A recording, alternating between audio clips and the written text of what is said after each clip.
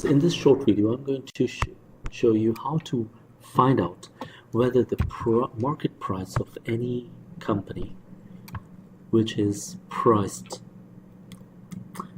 is it overpriced or underpriced, and is it worth buying that company. So we will be using the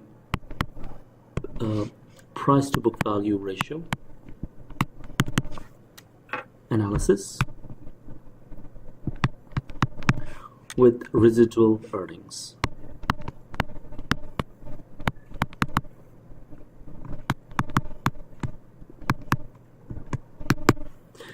And as you can see that Kimberly's KMB's market price is 65.24.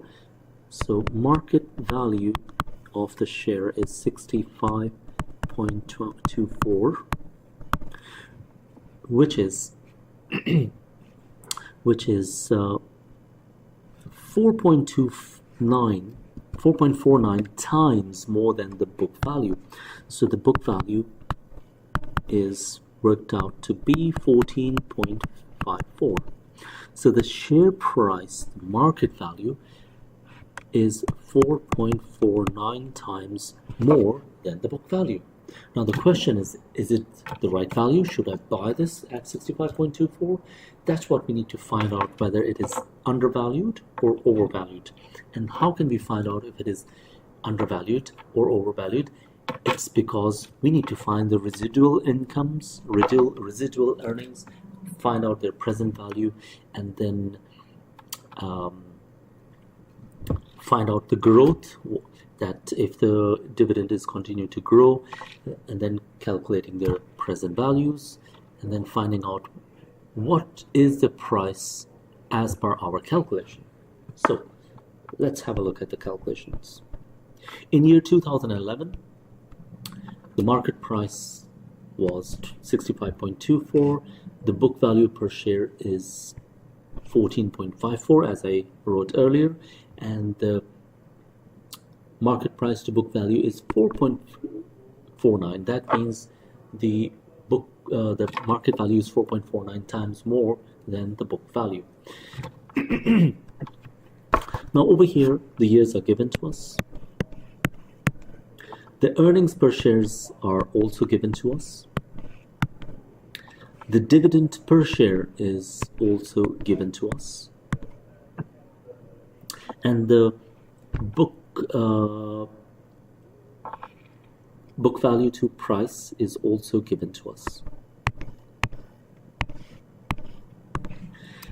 Oh, the book value, actually it is the book value, 14.54, as you can see it is given to us, which has gone up, or we are thinking that it's going to go up each year. So in the fifth year, in 2015, it will be 27.49.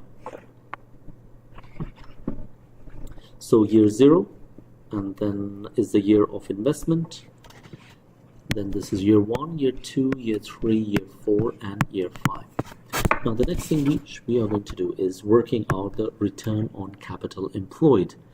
What have we invested and how we worked it out. I'll show you. So this is 0.34. How did I work this out? It's by 4.98 divided by 14.54, because we have earned earnings per share is 4.98 based on the last year, the investment. So this earning is based on 16.72 and so on.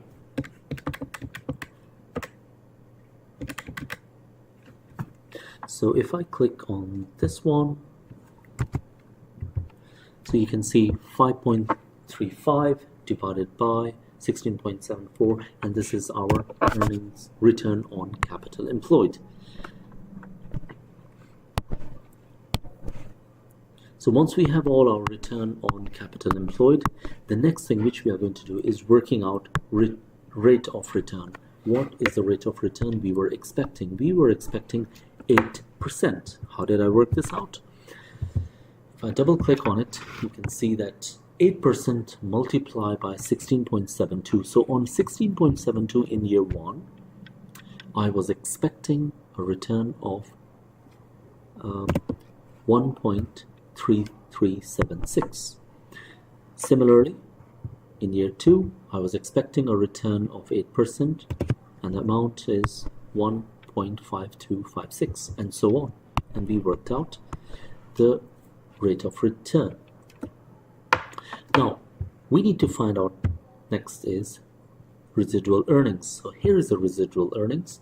How did I work this out? If I double click on it, it's 4.98, which was the earnings per share, compared to rate of return, what I was expecting. I was expecting 1.33, but I got 4.98.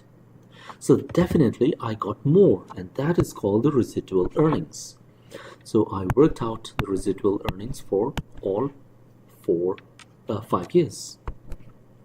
Next thing is the discount factor. You can get the discount factor from the discount table. So I've got them here. All the discount factors are here. And then I will multiply this by the discount factor to get this figure. So as you can see, D3 is being multiplied by D23 multiplied by D24. And these are the present values of my residual earnings. These are the present values of my residual earnings. And if I total them, it is 16.39.99. Now, the next thing, important thing is, we are assuming that the residual earnings will continue to grow. And that is the residual earning that will continue to grow. So we need to apply the formula, the dividend growth model. The growth of residual earning is 4.7508 multiplied by the growth, which is 4%.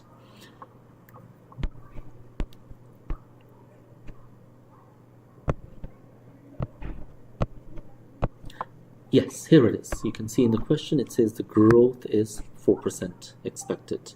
So this residual earnings will continue to grow at 4%. So you can see the formula now, 4.7508 multiplied by 1.04 divided by 1.08 minus 1.04. So we will be earning £123.52 in future. So let's write that down over here. Here is 123.5208. So if I double click on it, you can see in the formula bar I have written down the calculation. Now the next thing is we need to find what is the present value of that. So we'll multiply this by the present discount factor, and here is the answer, which is 84. So you can see 123.52 multiplied by 0.6806. Now the last thing which we are going to do is 14.54 plus 16.39 plus 84. You don't really have to have this all in 4 or 5 decimal places. You can have it up to 2 decimal places. So if I reduce the decimal places of,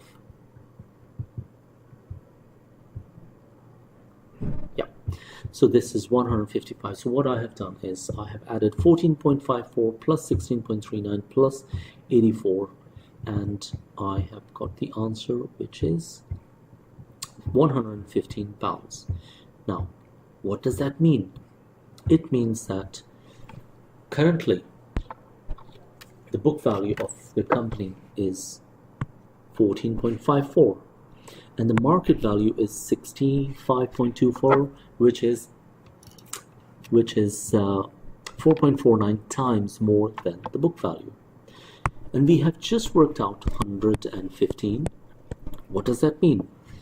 If I take 115 divided by 14.54, it gives me 7.91 times.